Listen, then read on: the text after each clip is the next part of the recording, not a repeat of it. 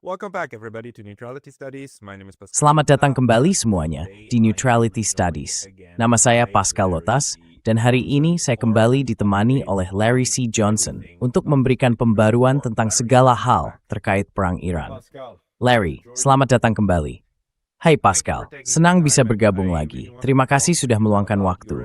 Saya benar-benar ingin berbicara dengan Anda tentang penilaian Anda, terutama mengenai dampak operasional atau kinetik dari perang yang sedang kita saksikan. Sebelum ini, saya berbicara dengan Stephen Starr, dan dia memberikan pembaruan tentang semua sistem radar yang hancur, serta kapasitas yang masih dimiliki Iran. Saya benar-benar menilai atas arah perkembangan perang negara setelah 2 minggu berlalu. Where the war is going now after 2 weeks. Nah, kalau kamu melihat dari sisi Iran, mereka cukup puas dengan bagaimana situasinya berjalan. Mereka memang mengalami beberapa kerusakan pada infrastruktur mereka, tapi mereka juga berhasil mencapai tujuan militer penting yang telah melemahkan kemampuan operasional AS. Pertama, seperti yang disebutkan Stephen, penghancuran radar-radar itu, kamu tahu, sistem-sistem itu bernilai miliaran dolar.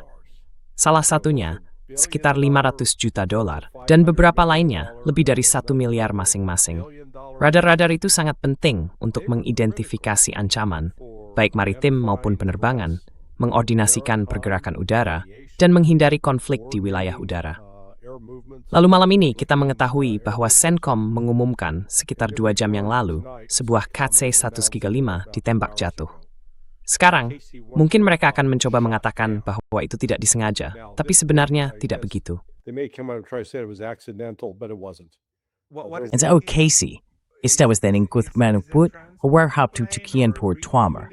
It's a refueling plane. A KC-135 is a plane that Itu adalah pesawat pengisian bahan bakar. Sebuah KC-135 dapat mengisi bahan bakar hingga 5 jet F-35A. Dari pangkalan tempat mereka lepas landas, F-35 harus diisi ulang, bahkan untuk kembali ke pangkalan, karena mereka tidak masuk terlalu jauh ke wilayah Iran.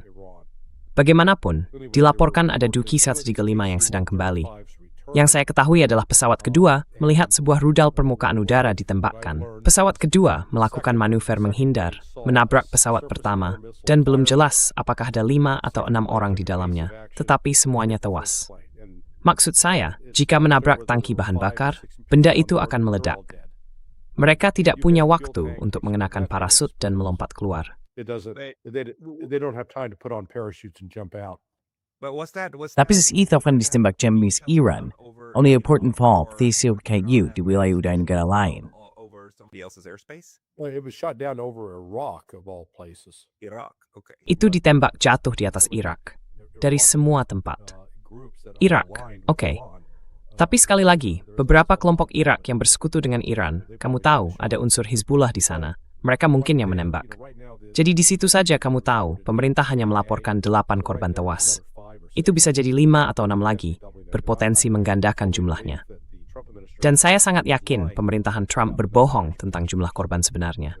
Mereka menyembunyikannya, tapi itu belum semuanya. Ada sejumlah besar pesawat KC-135 yang hancur di darat di salah satu pangkalan di wilayah tersebut. Saya tidak akan menyebut pangkalannya, tapi pada dasarnya, yang dilakukan Iran adalah mencegah Amerika Serikat menggunakan berbagai pangkalan itu.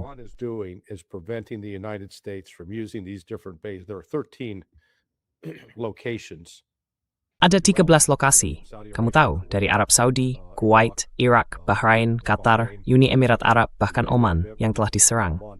Jadi kemampuan AS untuk terus beroperasi di wilayah-wilayah itu berkurang secara drastis.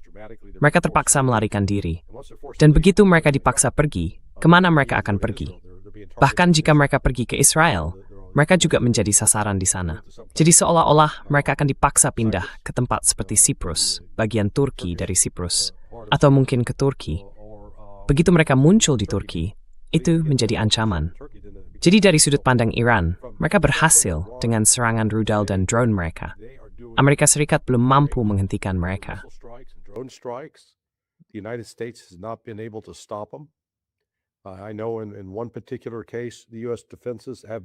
Saya tahu dalam satu kasus tertentu, pertahanan AS telah terkuras. Tidak ada lagi pertahanan udara di lokasi itu. Sebaliknya di Iran, mereka memegang inisiatif strategis. Mereka telah mengambil alih Selat Hormuz dan menutup semua lalu lintas. Bukan hanya minyak, ada juga gas alam cair dan pupuk urea.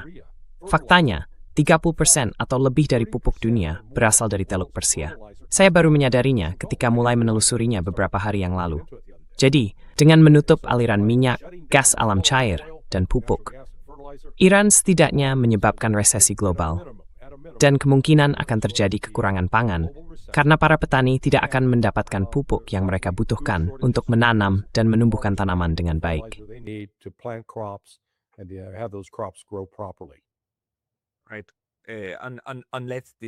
Benar, kecuali ini segera berhenti, yang tampaknya tidak akan terjadi saat ini. Dan kamu tahu, cara Iran tidak hanya bertahan dari serangan awal. Tentu saja Ayatollah Khomeini sudah meninggal, tapi kamu tahu, Ayatollah sudah mati, hidup Ayatollah berikutnya. Bukan begitu? Maksudku, kita punya penerusnya. Orang-orang Iran membuktikan bahwa struktur pemerintahan mereka mampu bertahan dari semua ini. Tentu saja, Amerika Serikat, Donald Trump, pada dasarnya mengumumkan kemenangan dengan mengatakan bahwa mereka telah menyerang. Dia membuat pidato-pidato bodoh seperti, dalam skala 1 sampai 10, saya beri operasi kita nilai 12 sampai 15, yang konyol, kekanak-kanakan. Tapi tampaknya, dalam beberapa hari pertama, Amerika Serikat dan Israel berhasil mencapai banyak tujuan awal mereka, termasuk pembunuhan para pemimpin tertinggi. Namun ternyata, Iran tampaknya sudah mempersiapkan diri untuk hal ini. Turns out, Iran seems to have been prepared for this. Yes, no, they're very much prepared for it. And that's the thing Ya, the West has been unable to tidak. do. Mereka benar-benar sudah siap untuk itu. Dan itulah hal yang tidak bisa dipahami oleh Barat. Ini adalah kombinasi antara kesombongan dan keangkuhan. Menutup Teluk Persia saat ini, ya, istilahnya agak kasar, tapi menggambarkan kekuatannya, Iran memegang Amerika Serikat di posisi yang sulit. Apa yang akan dilakukan Amerika Serikat? Menjatuhkan bom di sepanjang garis pantai itu? Itu tidak akan membuka Selat Hormuz. Sama sekali tidak. Karena Iran memiliki drone, Maracas Mine-Destral. Mereka tidak berada tepat di tepi pantai. Mereka bisa menyerang dari jatuh Uxmai. Selain itu, ada banyak gua di sepanjang garis pantai itu yang dapat disembunyikan dan melindungi unit-unit Iran. Dan menurut laporan CBS, mereka telah menam ranjau di selat tersebut. Out of CBS that they had mined the strait. I don't believe that for the simple reason that Saya tidak percaya itu. Dengan alasan sederhana bahwa Iran terus memuat kapal-kapalnya di Pulau Karg, berlayar keluar, dan beberapa kapal Tiongkok juga berlayar membawa minyak. Mereka bahkan mungkin mengizinkan kapal-kapal Pakistan. Jadi ini bukan pembekuan total. Namun, situasinya cukup serius hingga benar-benar mengganggu pasar minyak. Harga minyak hari ini kembali mendekati $100 untuk kontrak berjangka Brent. Trump sempat menurunkannya beberapa hari lalu dengan mengklaim bahwa, oh, kita sudah hampir selesai, ini hampir berakhir. Dia berbohong, ini belum hampir berakhir. Apa yang akan dilakukan Iran? Ya, saya percaya Iran akan terus mempertahankan penutupan ini. Dan dampak ekonominya sangat besar. Saya menulis sebuah artikel yang membahas tentang chokehold. Ini adalah titik penyumbatan. Dan meninjau negara-negara yang kemungkinan paling parah terdampak. Jepang salah satunya. Taiwan Slat, this no killing. India is another.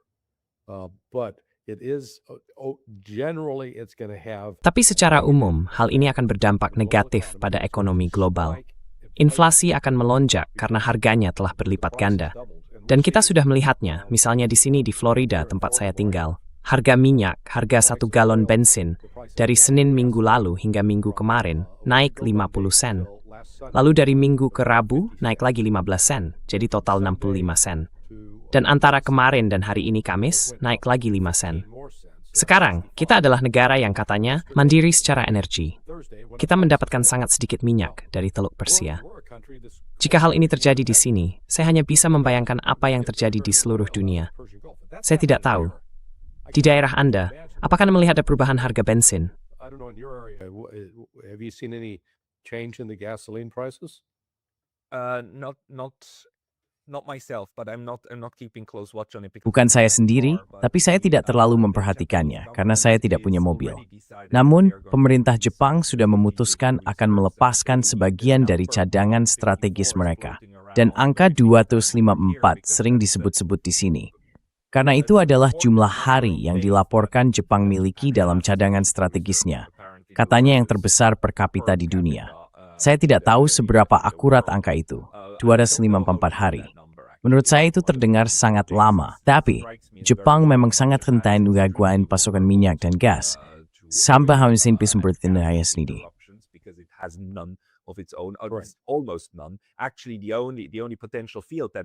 Sebenarnya, satu-satunya ladang potensial yang bisa mereka manfaatkan ada di Sakhalin, dan itu merupakan proyek bersama dengan Rusia. Jadi saya benar-benar bertanya-tanya, apakah Jepang mungkin akan menghubungi Moskow dan berkata, "Hey, bagaimana kalau kita hidupkan lagi proyek ini?" Mereka tidak membekukannya sejauh yang dilakukan oleh Eropa. Mereka hanya menundanya, tapi tidak pernah menutupnya, tidak pernah benar-benar meninggalkannya. Tapi ya, itu pembahasan yang sama sekali. Intinya, dampaknya nyata, dan seiring waktu akan semakin terasa bagi semua ekonomi barat maju, termasuk Amerika Serikat. Dan apa yang Anda katakan itu sangat menarik.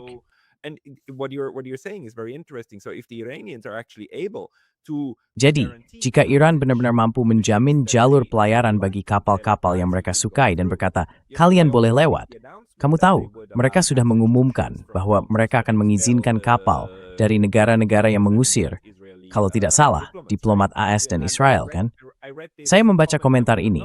Saya tidak sepenuhnya yakin apakah itu benar-benar dari akun IRGC atau hanya tipuan. Tetapi ada yang mengatakan bahwa Iran akan menjamin pelayaran aman bagi kapal tanker manapun yang berhasil meyakinkan Amerika untuk membuat patroli bagi mereka di selat itu, karena mereka ingin menenggelamkannya. Namun yang kita lihat adalah kapal-kapal AS tidak mendekati selat itu. Mereka memang tidak. Bisakah kamu menjelaskan sedikit tentang hal itu?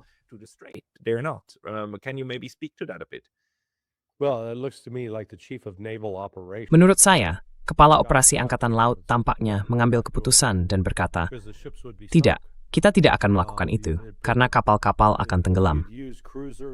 Anda bisa menggunakan kapal penjelajah, mungkin kapal perusak, tapi bahkan itu pun sangat berisiko. Tidak ada yang bisa dilakukan untuk mencegah serangan drone atau rudal anti kapal. Dan Iran memiliki kapal-kapal kecil yang disebut Boghammer, yang disimpan di dalam terowongan. Jadi mereka terlindungi. Jadi meskipun AS mengatakan, 'Oh, kami telah menghancurkan Angkatan Laut Iran,' sebenarnya tidak. Apa yang dimiliki Iran pada dasarnya adalah semacam penjaga pantai yang dapat beroperasi dan menyerbu pasukan AS dengan ratusan kapal. Itu seperti air, dan mereka juga memiliki drone laut. Jadi bukan hanya di udara, tapi juga di laut. Iran berada dalam posisi yang sangat-sangat kuat. Mereka dapat menahan upaya militer AS untuk menjamin jalur pelayaran yang aman di perairan itu. Dan mereka dapat membuat posisi itu dengan kerjasama dengan Houthi untuk sepenuhnya menutup Laut Merah.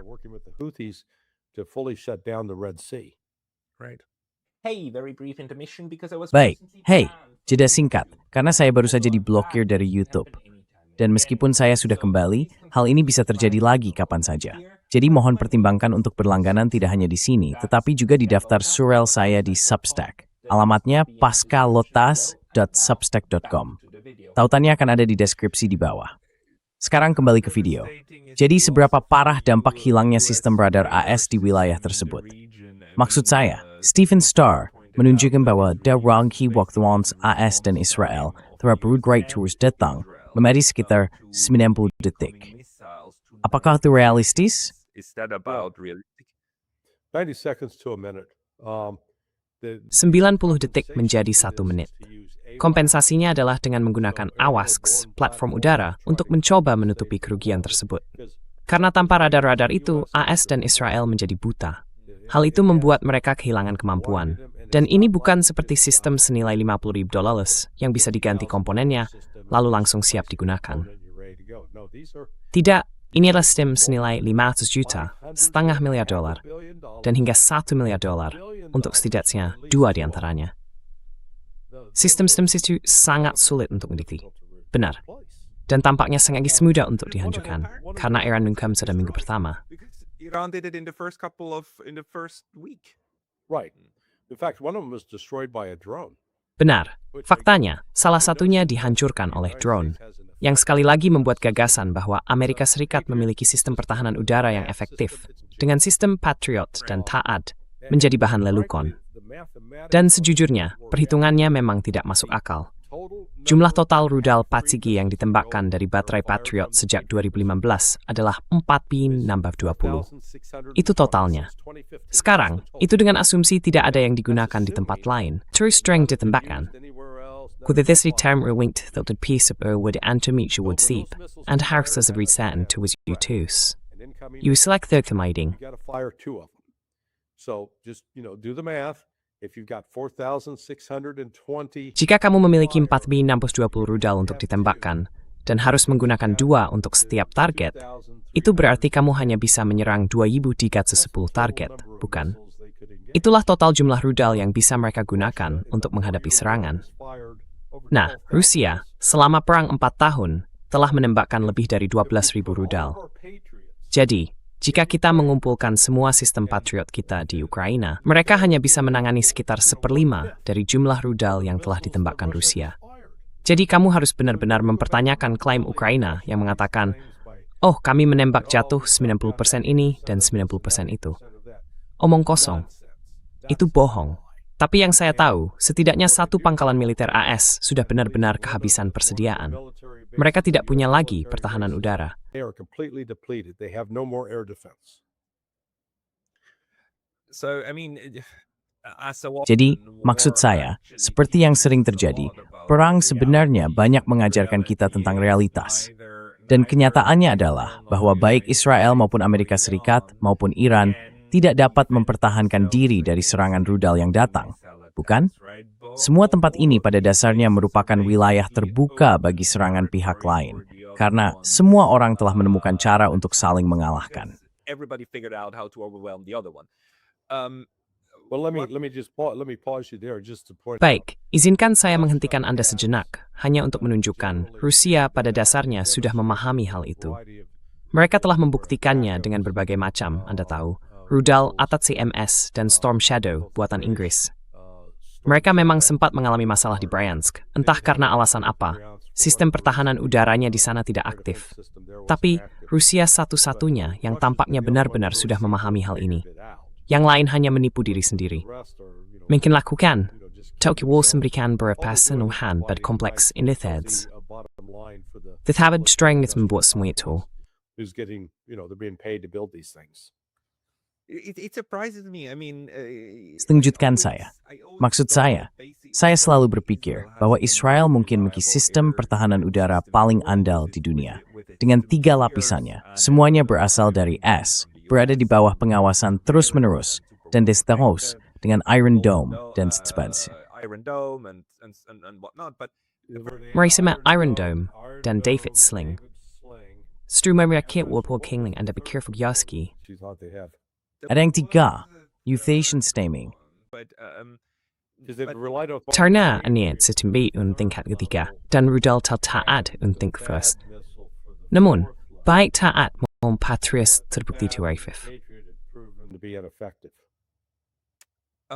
so what I wanted to Jadi, ask yang ingin saya tanyakan adalah bagaimana pandangan Anda tentang penangkalan nuklir?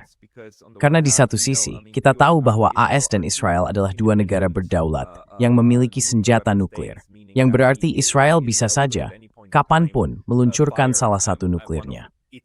Diperkirakan Israel memiliki antara 100 hingga 400 hulu ledak nuklir.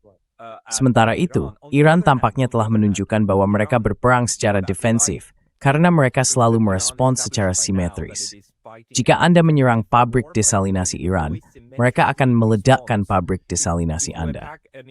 Jika Anda menyerang ladang minyak mereka akan meledakkan ladang minyak Anda. Jika Anda menyerang kapal mereka akan menyerang kapal Anda.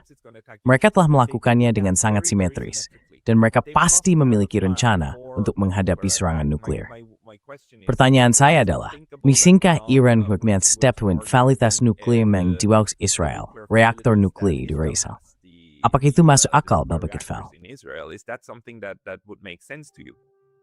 Well, yes, but actually, I think what Ya, Iran's benar. gonna do now Tapi sebenarnya, saya pikir yang akan dilakukan Iran sekarang adalah segera bekerja untuk memproduksi hulu ledak nuklir, sebuah rudal nuklir yang berfungsi.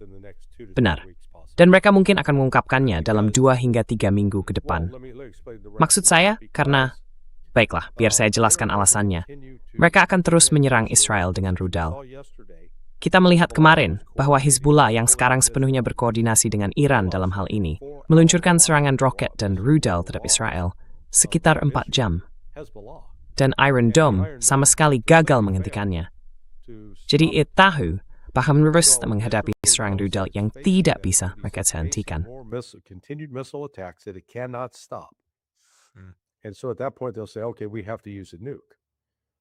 Jadi pada titik itu, mereka akan berkata, baiklah, kita harus menggunakan nuklir.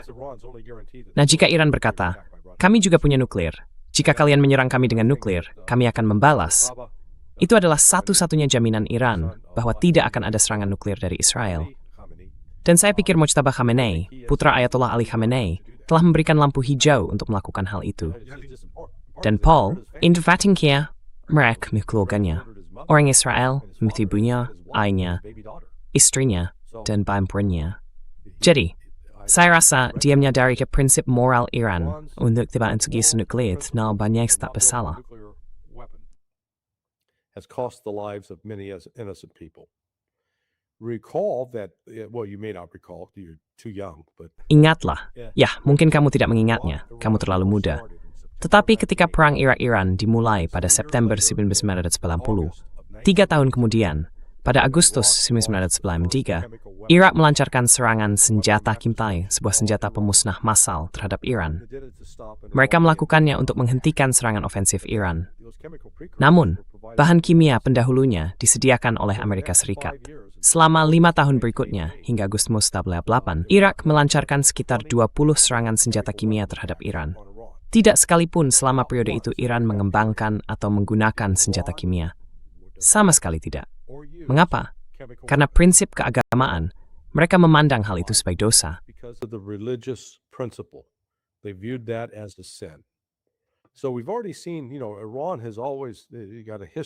Jadi, kita sudah melihat bahwa Iran memiliki sejarah dalam menerapkan penilaian moral dan etika tertentu dalam tindakannya. Dan benar bahwa ada serangan terhadap salah satu pabrik desalinasi di Iran. Biasanya, mereka akan membalas, tetapi kali ini mereka tidak melakukannya.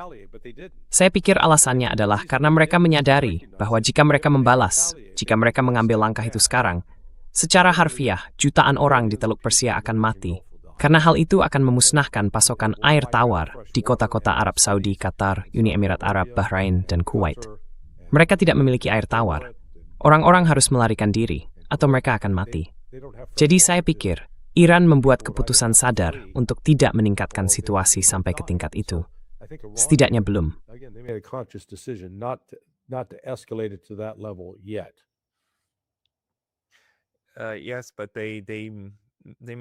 Ya, tapi mereka tetap mempertahankan kemampuan itu. Maksud saya, fakta bahwa mereka kemudian menyerang infrastruktur minyak di negara-negara Teluk mengirimkan pesan yang sangat jelas, bukan? Jika kalian menjatuhkan salah satu dari kami akan menjatuhkan salah satu dari kalian dan menyakiti semua orang. Sayangnya, itu bukan sesuatu yang kami inginkan. Tapi itulah yang harus dilakukan demi pertahanan. Yang menarik bagi saya adalah bagaimana Amerika Serikat berhasil memaksa lebih dari 150 negara untuk ikut mensponsori rancangan resolusi di Dewan Keamanan PBB yang mengecam Iran atas serangannya terhadap negara-negara tetangga. Saya masih tidak mengerti bagaimana Rusia dan Tiongkok membiarkan hal itu lolos, tapi kita akan mengetahuinya pada waktunya.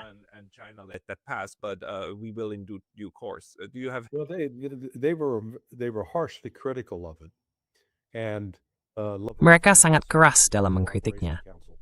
Dan Lavrov telah menegur Dewan Kerjasama Teluk beberapa hari lalu di Moskow. Saya kira hari Senin lalu, karena mengambil sikap yang begitu munafik dan tidak mengecam Amerika Serikat serta Israel atas serangan mereka. Saya pikir ada beberapa alasan prosedural mengapa mereka memilih untuk tidak memveto, tetapi bukan berarti mereka mendukung atau setuju dengan argumen tersebut.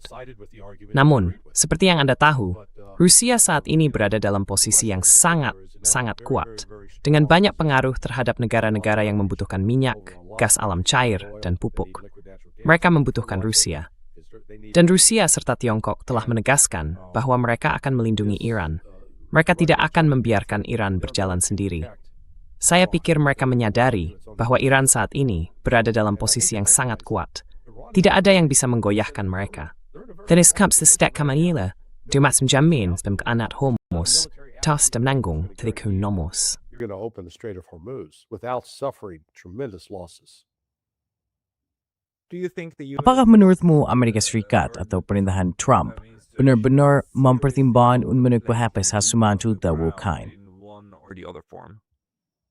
Oh, I'm sure people who have no Oh, knowledge of saya yakin orang-orang yang tidak memiliki pengetahuan tentang urusan militer akan mendorong hal itu.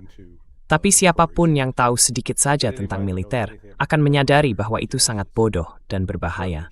Namun, hanya karena sesuatu itu bodoh dan berbahaya, serta akan menyebabkan banyak korban di pihak AS tanpa mencapai tujuan taktis atau strategis apapun, bukan berarti mereka tidak akan melakukannya. Sebagai contoh, salah satu opsinya mungkin seperti ini. Oh, kita akan membentuk pasukan untuk menyerang Iran agar bisa mengalahkan tentaranya. Baiklah, mereka memiliki pasukan sekitar 1 juta orang. Aturan umumnya adalah Anda membutuhkan keunggulan jumlah pasukan 3:1 atau 4:1 untuk menghadapi pihak yang bertahan. Jadi itu berarti Amerika Serikat akan membutuhkan pasukan sebanyak 3 atau 4 juta orang. Saat ini kita memiliki sekitar 4.557.000 atau 470 tentara. 470,000 man army right now. And throw in the Marines, you got another 110,000. Dan tambahkan marinir, kamu punya tambahan 110.000 lagi. Oke, semoga beruntung kalian. Kalian hanya perlu memperluas kekuatan 5 kali lipat. Jadi misalnya entah bagaimana mereka secara ajaib merekrut 2,4 juta tentara lagi. Mereka harus dilatih, dan pelatihan itu memakan waktu. Tidak ada yang bisa dilakukan dalam jangka pendek dengan kekuatan militer konvensional. Dan mereka bilang, ya, tapi bagaimana dengan operasi khusus? Nah, kamu tahu apa? Saya cukup tahu soal itu. Saya bekerja selama 23 tahun dengan JSOC, Komando Operasi Khusus Gabungan, dan SOCOM, Komando Operasi Khusus. Jadi saya tahu sedikit. Saya menulis skenario latihan untuk berbagai misi. Mereka bisa melakukan serangan, mereka bisa melakukan penyelamatan sandera. Kamu tahu, kasus Maersk Alabama, kalau kamu ingat, ketika bajak laut Somalia mengambil alih kapal itu dan menyandera kaptennya. Took over the ship and then they held the captain hostage. Yeah, they're great. They can do that kind of stuff all day long. Mereka hebat. Mereka bisa melakukan hal semacam itu sepanjang hari. Tapi kecuali kalau kita bicara tentang serangan kilat, yaitu misi yang berlangsung kurang dari 12 jam, mereka bukan pasukan yang bisa masuk dan mempertahankan operasi selama 2 atau 3 hari, bukan? Dan membawa mereka masuk dan keluar, itu pekerjaan besar tersendiri. Orang-orang yang menarik pelajaran dari Venezuela, lupakan saja. Itu pekerjaan dari dalam. Saya tahu itu dengan pasti. Ada 3 anggota tim keamanan Maduro yang merupakan informan pemerintah S. Mereka adalah informan DEA, dan merekalah yang melakukannya. Mereka menyerahkan Maduro demi $50 juta. Itulah inti dari semua itu. Tapi itu tidak seharusnya dijadikan patokan untuk apa yang bisa kita lakukan di Iran. Hal seperti itu tidak akan terjadi.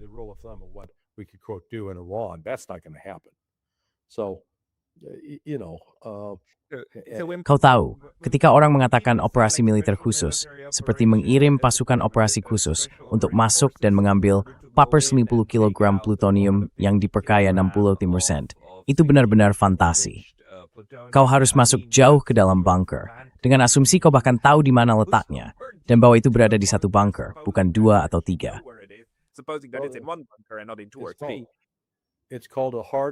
Itu disebut target yang diperkuat dan terkubur. Saya pernah mengerjakan dan menulis skenario latihan tentang hal itu sekitar 11 tahun. Oke? Jadi seperti katakan, itu tidak biasa dilakukan.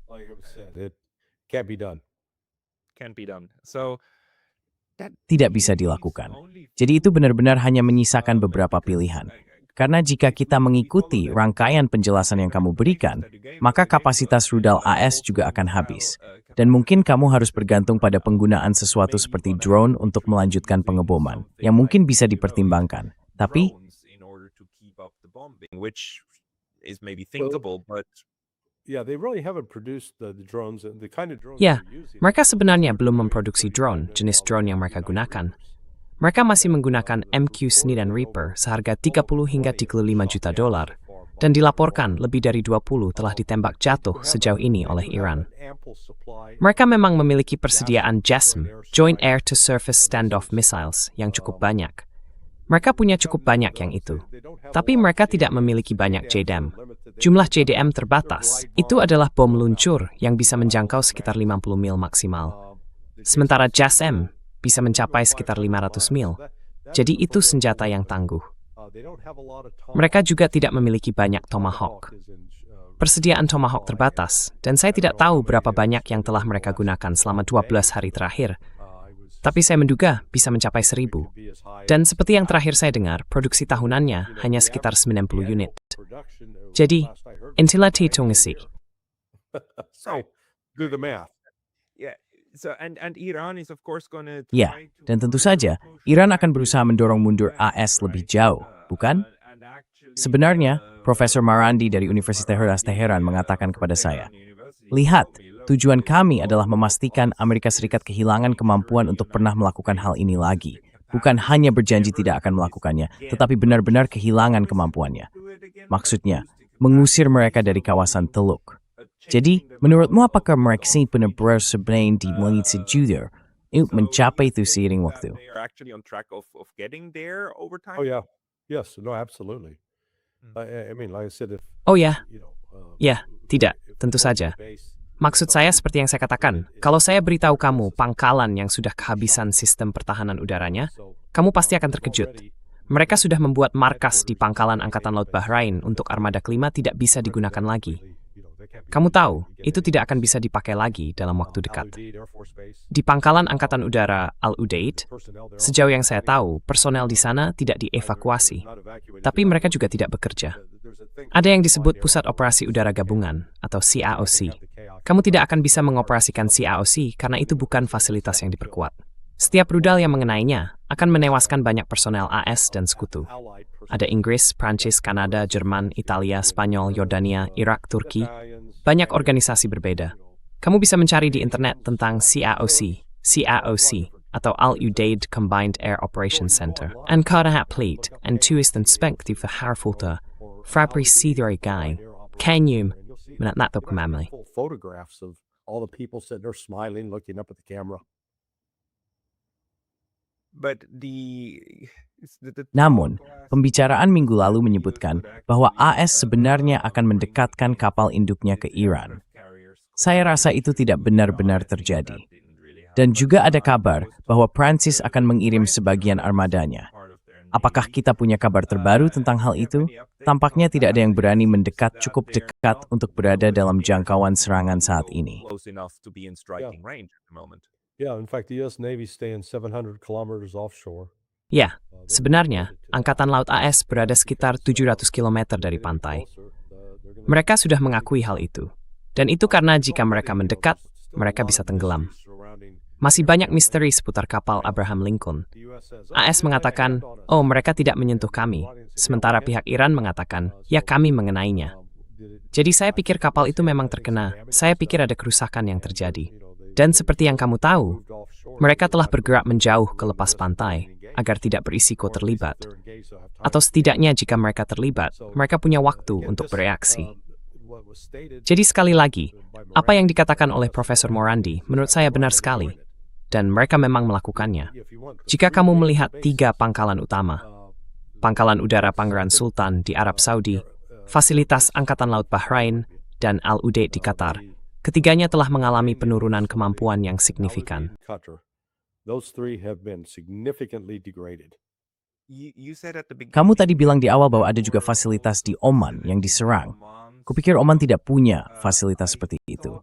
Apakah benar-benar punya? Did they actually?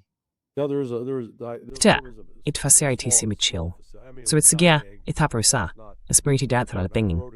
Sejauh saya, best check sebentar.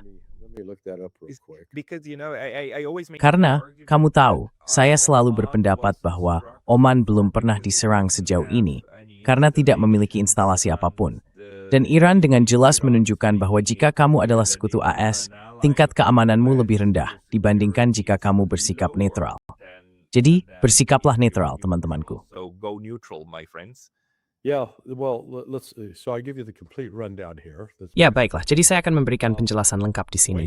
Kuwait. Ada beberapa serangan terhadap pangkalan udara Ali Al-Salem, Kamp Arif Jan, dan pelabuhan Shuwaih. Disitulah 6 personel militer AS tewas, serta Kamp Buehring. Jadi ada 4 lokasi di Kuwait. Bahrain, ada markas armada kelima Angkatan Laut S, yang pada dasarnya telah dilumpuhkan.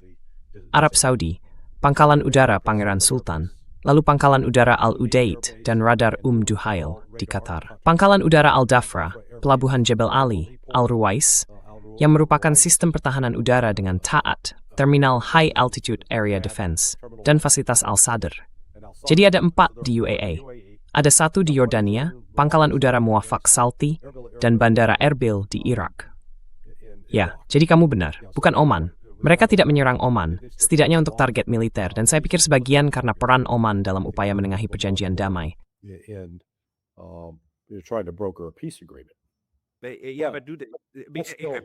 I thought they didn't have. Kira because, like, Oman tetap cukup netral dan mempertimbangkan asing, tapi mencuri celah dan itu. Neutral and doesn't station foreign troops, but I might be wrong on that. Yeah. Yeah, no, Tidak. Aku istimewa. Edik saling cool. Men we embrace the Fnegam with Teed, the Cabri Subchist familiar. That's we've identified between 1, 2, 3, 4, 5, 6, 7 countries, 13 different bases. Yeah. But it's So- very it's very methodological. Ya, tapi itu sangat metodis, kan? Methodical, right? Mereka menyerang fasilitas militer AS dan Israel. Dan itulah juga mengapa akhir pekan lalu Presiden Iran Pezeshkian. Aku selalu bingung antara dia dan Pashinyan. Tapi Pezeshkian di Iran sebenarnya meminta maaf kepada semua negara Teluk dengan mengatakan semacam, maaf kami harus menyerang kalian, tapi kami harus melakukannya. Jadi seolah-olah mereka ingin mengirim sinyal yang sangat kuat kepada negara-negara Teluk. Is there meat or ass? You mouse ditintuk. Expel the US military and you will be better off.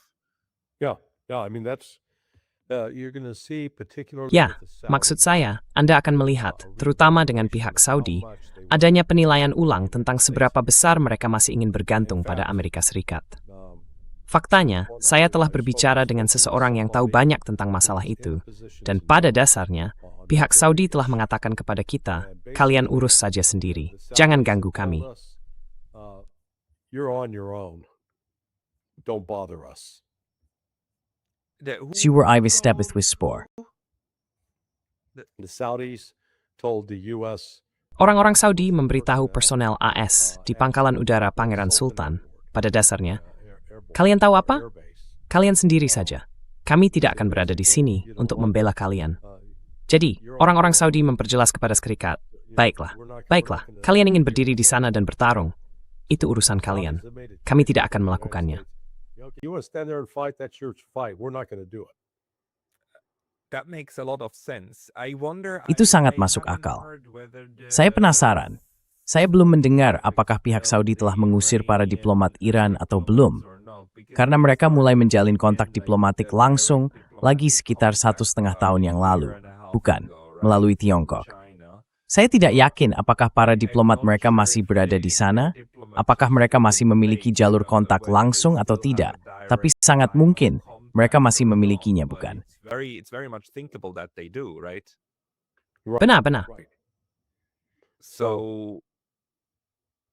Jadi, tampaknya Iran berusaha sangat keras untuk membedakan antara aset-aset AS di negara-negara Teluk dan negara-negara Teluk itu sendiri, bukan?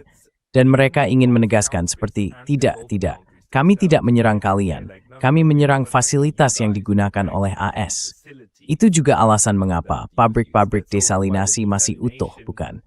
Mereka tidak ingin melewati batas dengan secara langsung menyerang penduduk sipil di negara-negara tersebut. directly attack the civilian population of those countries.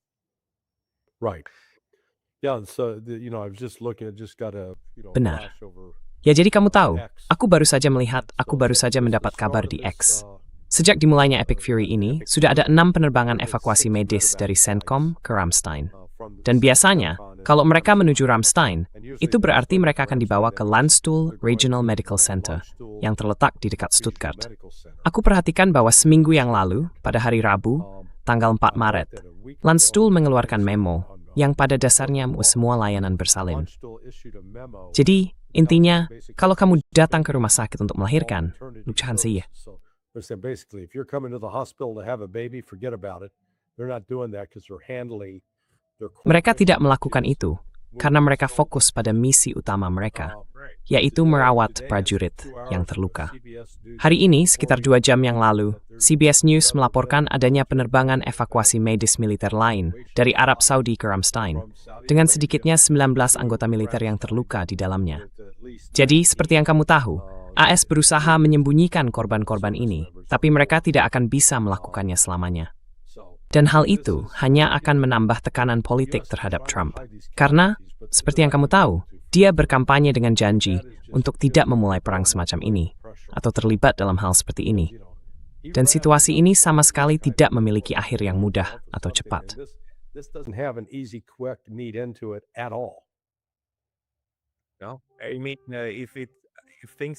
Maksud saya, jika keadaan tetap seperti sekarang, maka satu-satunya cara untuk meyakinkan Iran agar berhenti menembak sebenarnya adalah dengan menarik pasukan militer AS dari sana dan menyerah pada tuntutan mereka. Dan saya sama sekali tidak bisa membayangkan Donald Trump melakukan hal itu dalam bentuk apapun karena karakternya.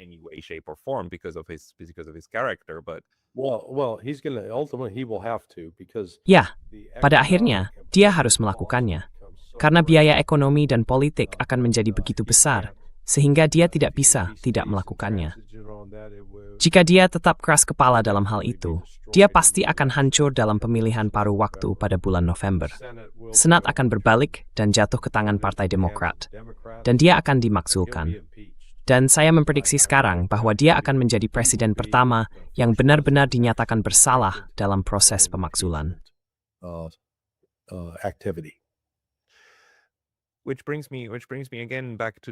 Yang membawa saya kembali ke hal ini lagi. Maksud saya, jika hal ini menjadi persoalan eksistensial bagi karier politik Trump dan orang-orangnya, apakah mereka kemudian akan mulai mempertimbangkan serangan nuklir yang sebenarnya? Karena tampaknya kekacauan ini jauh lebih dari sekadar kekacauan. Ini jauh lebih buruk daripada Irak. Ini mungkin menjadi skenario yang benar-benar mirip dengan Vietnam.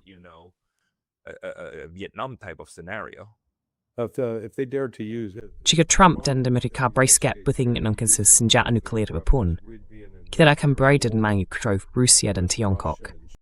Dari mungkin dengan North Korea as well. Number, it's in step-phase subnongkok then berespons ama ilan. Yes, Iran, they signed a strategic. Ya, Iran menandatangani perjanjian strategis trilateral dengan mereka pada akhir Januari dan mengakui bahwa Iran akan memainkan peran penting dalam bidang ekonomi masa depan BRICS. Secara historis, Iran telah menjadi persimpangan penting bagi jalur sutra yang berasal dari Tiongkok. Dan sekarang, seluruh koridor utara selatan ini, mereka tidak akan berdiam diri dan membiarkan Amerika Serikat mengirimkan senjata nuklir ke Iran. Itu tidak akan terjadi.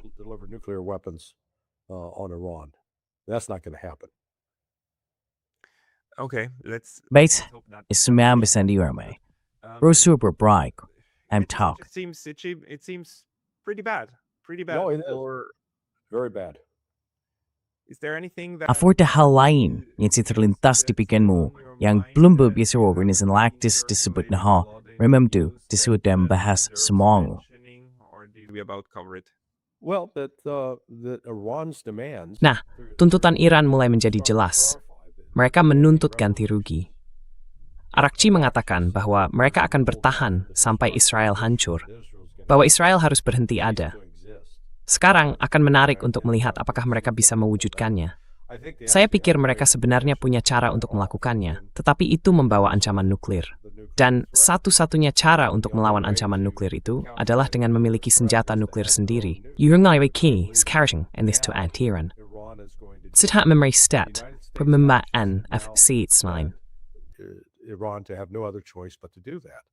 But I can't underemphasize. Tapi saya tidak bisa terlalu menekankan, atau kita tidak boleh meremehkan, kekuatan strategis yang dimiliki Iran dengan menutup aliran ekonomi minyak, gas alam cair, dan urea dari Teluk Persia. Paling tidak, kita sedang menghadapi resesi global. Itu pasti akan terjadi. Setelah 2 minggu seperti ini, tidak diragukan lagi hal itu akan terjadi. Pertanyaannya adalah, seberapa parah resesi ekonomi itu akan terjadi? Apakah akan berubah menjadi depresi? Dan saya pikir, jika ini terus berlanjut, ya, ini bisa dengan mudah berlangsung selama 6 bulan. 6 bulan akan menjadi bencana. Jadi itu berarti Amerika Serikat harus membuat skasta Iran. That means the United States is going to have to make a deal with Iran, and Iran's deal at a minimum is going to be. Dan kesepakatan Iran, paling tidak, akan berupa reparasi. Kalian akan membayar semua kerusakan yang telah kalian timbulkan. Kalian akan mencabut semua sanksi ekonomi terhadap kami. Dan kalian tidak akan ikut campur dengan kemampuan kami untuk, memperkaya sebanyak uranium yang kami mau. Dan itu bukan urusan kalian. Itulah tuntutan mereka. Dan jika Amerika Serikat berkata, tidak, kami tidak akan menerima itu, tanggapan Iran akan menjadi, baiklah, tahu apa? Termoleh, turut mak, turut gas alam cair. Dan setelah periode 6 bulan, Qatar dan Uni Emirat Arab telah kembali seperti semula. Semua orang kaya di Malaysia dan peninggalannya. All the wealthy have flocked there. They'll be vacating it. Isa persnang knowledge. Berjustiwan to Wallace. Yeah. Ya Larry sedemokrahimak. Teman-teman silakan ketik Larry Johnson di Brer Sonar Dono. Bermain hiso. That is correct. Yes, sir. Ya Pak, dan terima kasih Sting. Anda ciu, ini sudah larut malam. Cuma merokok curtu dan menikmati suhu luar ruangan di sini, di Florida. Semangat senang melakukannya. 22 derajat Celcius, 72 derajat Fahrenheit. 22 degrees Celsius, 72 degrees Fahrenheit. Beautiful. Enjoy Diuskri. Nithim malam karibius in majus minthing war. And nimati charingsto. Amul pir with bread minute tayo. Larry Johnson. Demramagas di Amant. Thank you for your time today. Terima kasih Pascal.